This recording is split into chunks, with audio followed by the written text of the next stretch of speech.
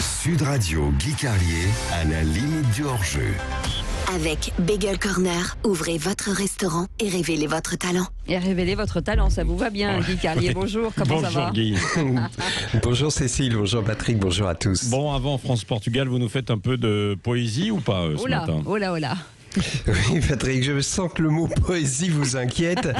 Vous dites, oh c'est pas vrai, il va pas recommencer avec Monterland. Eh bien si, justement, mais ce sera court. Vous n'avez qu'à pas écouter, je vais m'adresser à Cécile, qui est un petit être sensible que la poésie bouleverse. Pendant ce temps-là, Patrick, révisez vos notes sur notre invité Éric Coquerel, qui arrive juste après, et dont vous m'avez dit hors antenne, je cite, le gaucho là, t'inquiète pas, je vais le soigner. Ça évidemment, ça c'est de l'humour et c'est faux, et c'est vous qui évidemment... ça c'est Annie en merde, bravo. On va lui dire à Éric Coquerel.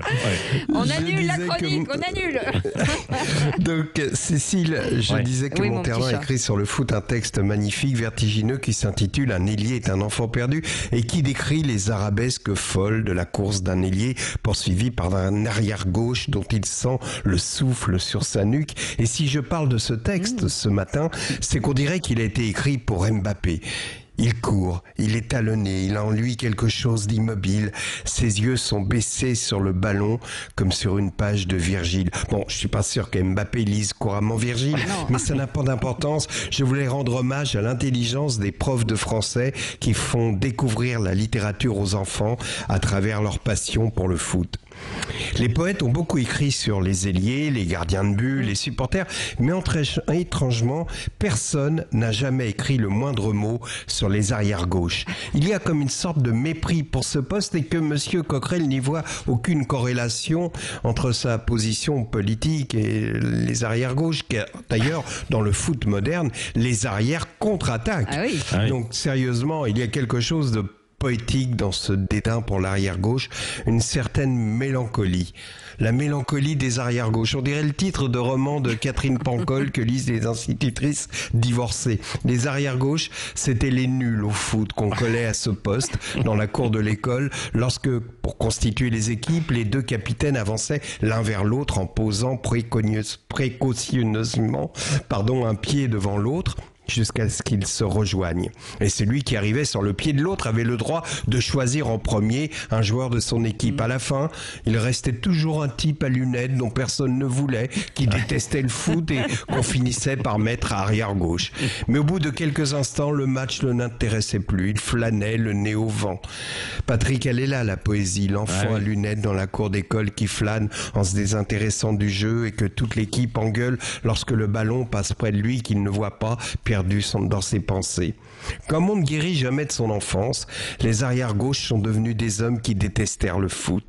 En mai 68, les arrières-gauches nous firent croire que le foot était une activité crétinisante et les footballeurs des abrutis trentenaires en short qui courent après une baballe.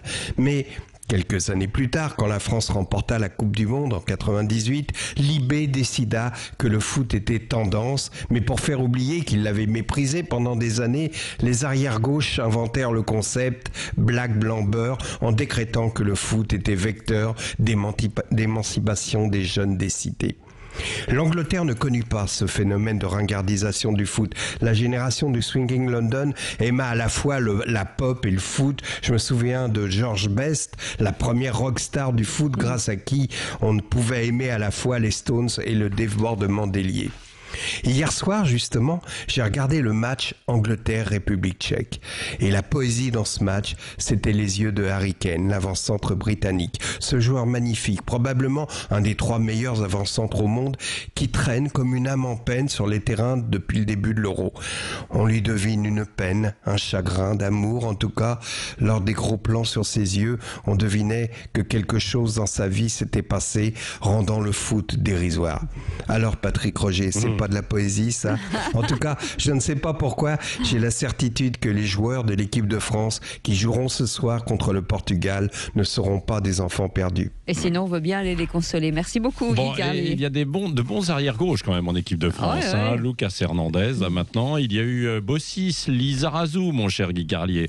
On posera la question. Très bien. C'est plutôt un problème d'arrière-gauche au PSG. Oui. On va poser la question à Éric Coquerel.